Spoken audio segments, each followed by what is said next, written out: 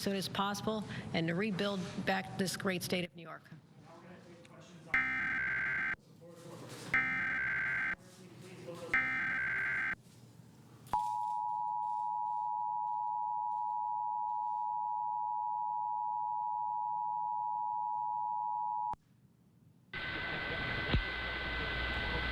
This is a test of the National Emergency Alert System.